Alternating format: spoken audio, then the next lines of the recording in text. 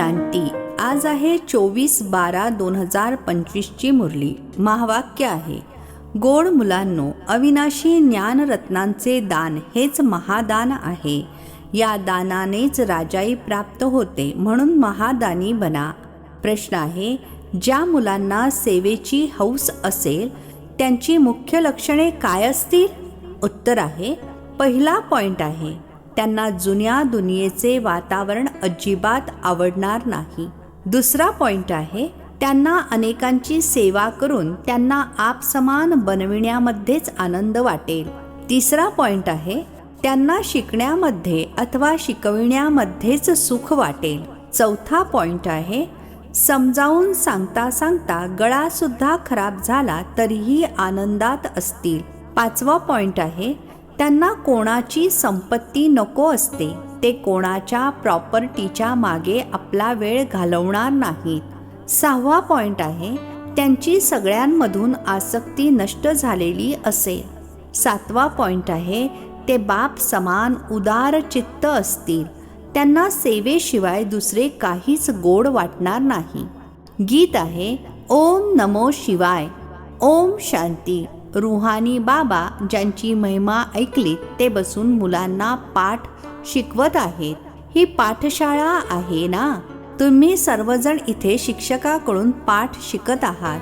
हे आहेत supreme teacher, ज्यांना परमपिता सुद्धा म्हटले जाते. परमपिता रुहानी बाबांनाच म्हटले जाते. लौकिक पित्याला कधी परमपिता म्हणणार नाही. तुम्ही म्हणाल, आता आम्ही पारलौकिक बाबांजवळ बसलो आहोत. कोणी बसले आहेत, कोणी पाहुणे बनून येतात. तुम्ही समजता आम्ही बेहदच्या बाबांजवळ बसलो आहोत. वारसा घेण्यासाठी. तर आतून किती आनंद झाला पाहिजे. मनुष्य तर बिचारे ओरडत राहतात. यावेळी दुनियेमध्ये सर्वजण म्हणतात की दुनियेमध्ये शांती व्हावी. हे तर बिचाऱ्यांना माहीतच नाहीये की शांती काय चीज आहे. ज्ञानाचा सागर, शांतीचा सागर बाबाच शांती स्थापन करणारे आहेत. निराकारी दुनियेमध्ये तर शांतीच आहे. इथे ओरडत असतात की दुनियेमध्ये शांती कशी होईल. आता नवीन दुनिया सतयुगामध्ये तर शांती होती, जेव्हा की एक धर्म होता. नवीन दुनियेला म्हणतात पॅराडाईज, देवतांची दुनिया. शास्त्रांमध्ये जिकडे तिकडे अशांतीच्या गोष्टी लिहून ठेवल्या आहेत. दाखवतात की द्वापारमध्ये कंस होता, मग हिरण्यकश्यपूला सतयुगामध्ये दाखवतात. त्रेतामध्ये रावणाचा हंगामा. सर्वत्र अशांती दाखवली आहे. मनुष्य बिचारे किती घोर अंधारात आहेत. बोलावतात सुद्धा बेहदच्या बाबांना. जेव्हा गॉडफादर येतील तेव्हा तेच येऊन शांती स्थापन करतील. ईश्वराला बिचारे जाणतच नाहीत. शांती असतेच नवीन दुनियेमध्ये, जुन्या दुनियेमध्ये असत नाही. नवीन दुनिया स्थापन करणारे तर बाबाच आहेत. त्यांनाच बोलवतात की येऊन शांती स्थापन करा. आर्य समाजी सुद्धा गातात, शांती देवा. बाबा म्हणतात, सर्वप्रथम आहे पवित्रता. आता तुम्ही पवित्र बनत आहात. तिथे पवित्रता सुद्धा आहे, शांती सुद्धा आहे. हेल्थ, वेल्थ अर्थात आरोग्य, धनसंपदा सर्व आहे. धनाशिवाय तर माणसे उदास होतात. तुम्ही इथे येता या लक्ष्मी नारायणासारखे धनवान बनण्यासाठी. हे विश्वाचे मालक होते ना? तुम्ही आला आहात विश्वाचे मालक बनण्यासाठी. परंतु ती बुद्धी सर्वांची नंबरवार आहे. बाबांनी सांगितले होते, जेव्हा प्रभात फेरी काढतात तर सोबत लक्ष्मी नारायणाचे चित्र जरूर घेऊन जा. अशी युक्ती करा. आता मुलांची बुद्धी पारसबुद्धी बनणार आहे. यावेळी अजून तमोप्रधानापासून रजोपर्यंत गेले आहेत. आता सतोप्रधानपर्यंत जायचे आहे. ती ताकद आता अजून नाही आहे. आठवणीमध्ये राहत नाहीत. योग बलाची खूप कमी आहे. लगेचच सतोप्रधान बनू शकत नाहीत. हे जे गायन आहे सेकंदामध्ये जीवनमुक्ती, ते तर ठीक आहे. तुम्ही ब्राह्मण बनला आहात तर जीवनमुक्त बनलाच आहात. मग जीवनमुक्तीमध्ये देखील सर्वोत्तम, मध्यम, कनिष्ठ असतात. जर बाबांचे बनतात तर जीवनमुक्ती मिळते जरूर. जरी बाबांचे बनून मग बाबांना सोडून देतात तरी देखील जीवनमुक्ती जरूर मिळेल. स्वर्गामध्ये झाडू मारणारे बनतील, स्वर्गात तर जातील, बाकी पद कमी मिळते. बाबा अविनाशी ज्ञान देतात, त्याचा कधी विनाश होत नाही. मुलांच्या अंतरंगात आनंदाचे ढोल वाजले पाहिजे. हे हाय हाय झाल्यानंतर मग वाहवाह होणार आहे. तुम्ही आता ईश्वरीय संतान आहात, नंतर मग बनाल दैवी संतान. यावेळी तुमचे हे जीवन हिरे तुल्य आहे.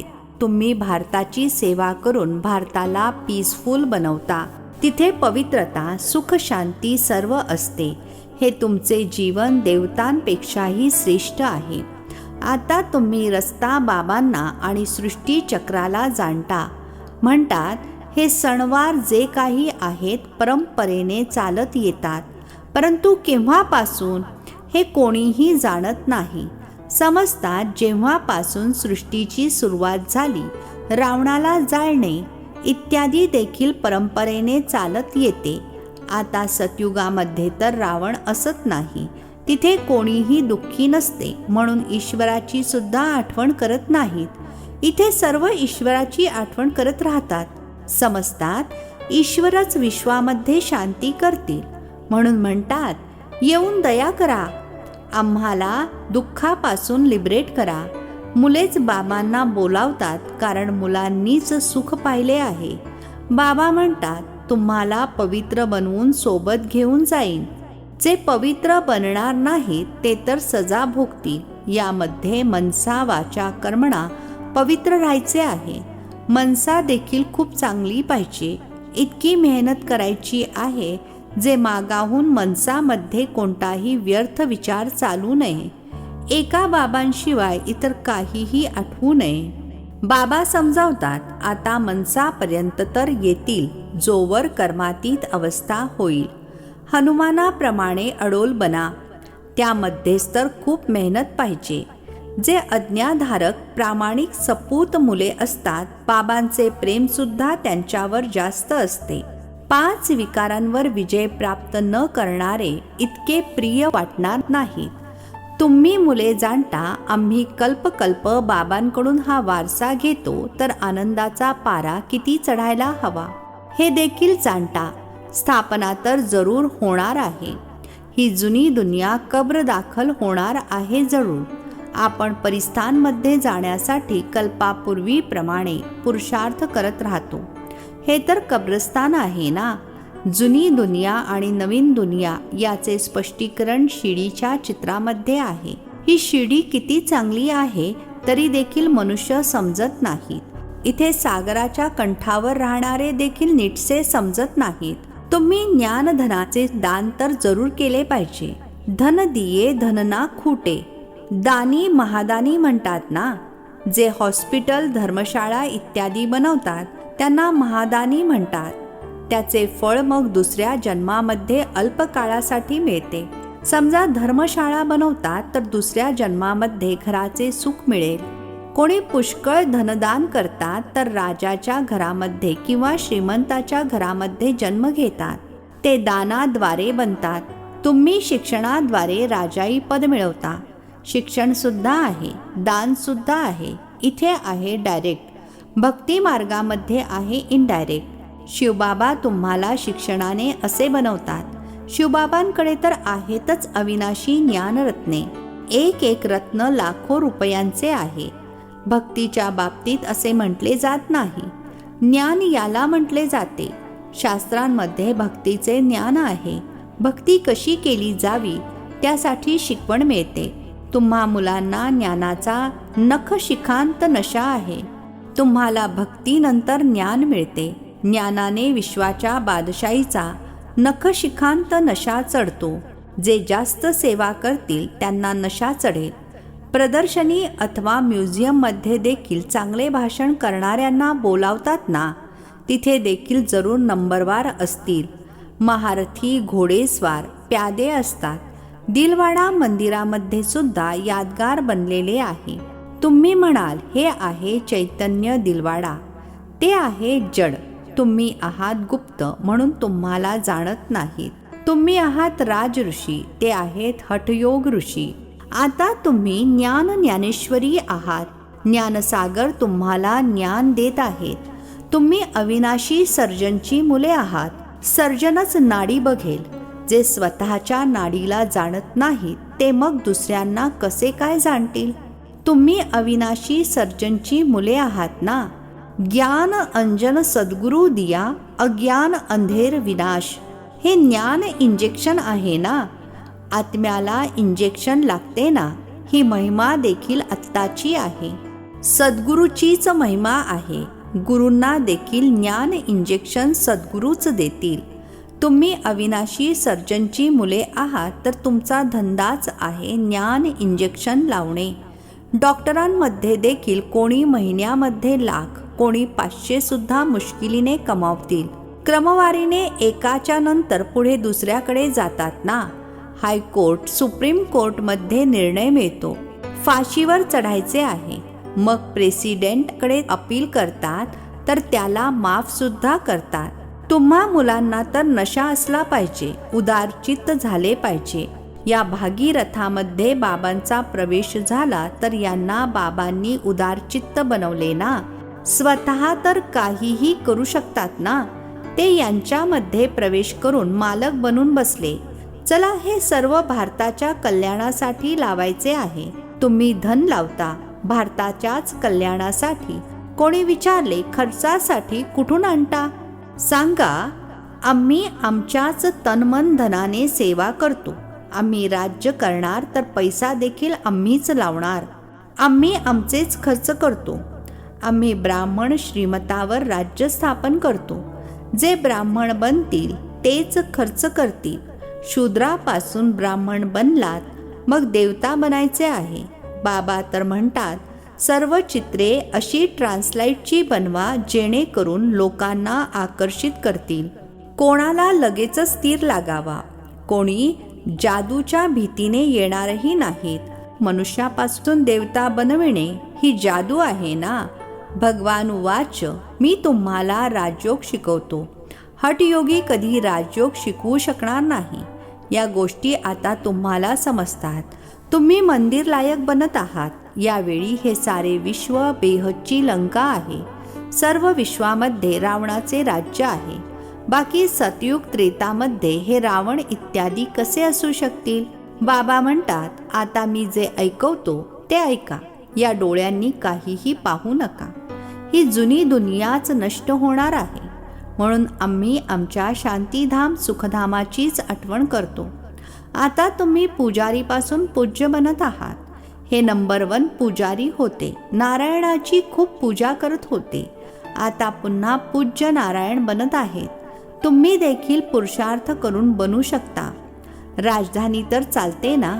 जसे king Edward the first, second, third चालतात. बाबा म्हणतात, तुम्ही सर्वव्यापी म्हणून माझा तिरस्कार करत आला आहात, तरी देखील मी तुमच्यावर उपकार करतो.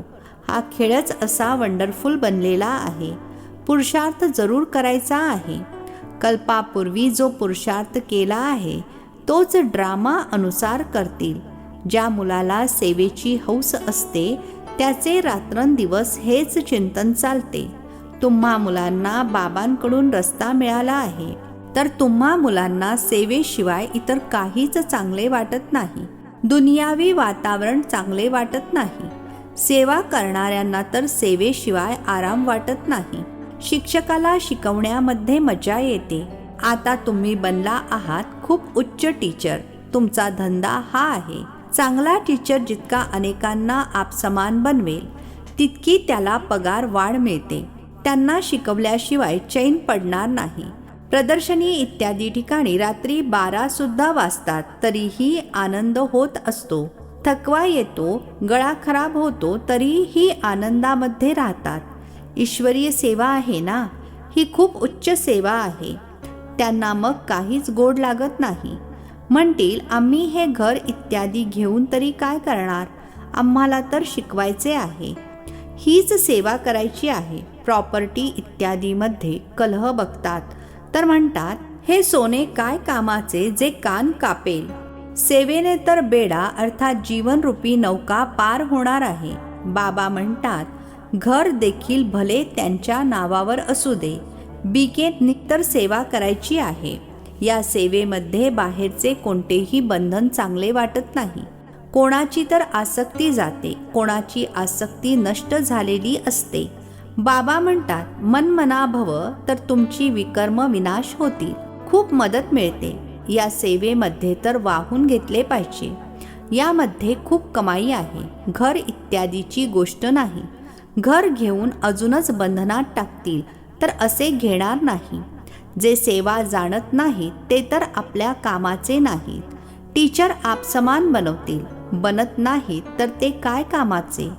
हँड्सची अर्थात मदतनीसची खूप गरज असते ना. यामध्ये सुद्धा कन्या मातांची जास्त गरज असते. मुले समजतात बाबा टीचर आहेत, मुले देखील टीचर झाली पाहिजेत. असे नाही की टीचर दुसरे कोणते काम करू शकत नाही, सर्व काम केले पाहिजे. अच्छा, गोड गोड खूप खूप वर्षांनंतर भेटलेल्या मुलांप्रती मात पिता बापदादांची प्रेमपूर्वक आठवण आणि सुप्रभात. आत्मिक पित्याचा आत्मिक मुलांना नमस्ते. आम्हा आत्मिक मुलांचा आत्मिक पित्याला नमस्ते. धारणेसाठी मुख्य सारांश आहे. पहिला पॉइंट आहे, रात्रंदिवस सेवेच्या चिंतनामध्ये राहायचे आहे. इतर सर्व आसक्ती नष्ट करायची आहे. सेवेशिवाय चैन नाही. सेवा करून आपसमान बनवायचे आहे. दुसरा पॉइंट आहे, बाप समान उदार चित्त बनायचे आहे. सर्वांची नाडी पाहून सेवा करायची आहे. आपले तन मन धन भारताच्या कल्याणासाठी लावायचे आहे. अचल अडोल बनण्यासाठी आज्ञाधारक प्रामाणिक बनायचे आहे. आजचे वरदान आहे, का काय या प्रश्नांच्या जाळ्यातून कायम मुक्त राहणारे विश्व सेवाधारी चक्रवर्ती भव. का काय या प्रश्नांच्या जाळ्यातून कायम मुक्त राहणारे विश्व सेवाधारी चक्रवर्ती भव. स्पष्टीकरण आहे, जेव्हा स्वदर्शन चक्र योग्य दिशेने चालण्याऐवजी चुकीच्या दिशेने चालते तेव्हा मायाजीत बनण्याऐवजी दुसऱ्याला पाहण्याच्या गोंधळात चक्रामध्ये अडकता, ज्यामुळे का आणि कायच्या प्रश्नांचे जाळे बनते, जे स्वतःच तयार करता आणि मग स्वतःच अडकता. त्यामुळे नॉलेजफुल बनून स्वदर्शन चक्र फिरवत राहा, तर का कायच्या प्रश्नांच्या जाळ्यातून मुक्त होऊन योगयुक्त जीवनमुक्त चक्रवर्ती बनून बाबांसोबत विश्व कल्याणाच्या सेवेमध्ये चक्र लावत राहाल, अर्थात फेऱ्या मारत राहाल. विश्व सेवाधारी चक्रवर्ती राजा बनाल. स्लोगन आहे, प्लेन बुद्धीने प्लॅनला प्रॅक्टिकलमध्ये आणा तर सफलता सामावलेली आहे. प्लेन बुद्धीने प्लॅनला प्रॅक्टिकलमध्ये आणा तर सफलता सामावलेली आहे. अव्यक्त इशारे. आता संपन्न अथवा कर्मातीत बनण्याचा ध्यास धरा. जेव्हा कर्मातीत स्थितीच्या समीप पोहोचाल तेव्हा कोणत्याही आत्म्याकडे बुद्धीचा कल कर्माचे बंधन निर्माण करणार नाही. कर्मातीत अर्थात सर्व कर्मबंधनांपासून मुक्त. न्यारे बनून प्रकृतीद्वारे निमित्त मात्र कर्म करवून घेणे. कर्मातीत अवस्थेचा अनुभव करण्यासाठी न्यारे बनण्याचा पुरुषार्थ वारंवार करावा लागू नये. सहज आणि स्वतःच अनुभव व्हावा की करविणारा आणि करणारी ही कर्मेंद्रिय आहेतच मुळी वेगवेगळी. अच्छा, ओम शांती. नवनवीन मराठी व्हिडिओज प्राप्त करण्यासाठी सबस्क्राईब करा मराठी गॉडलीवूड चॅनलला.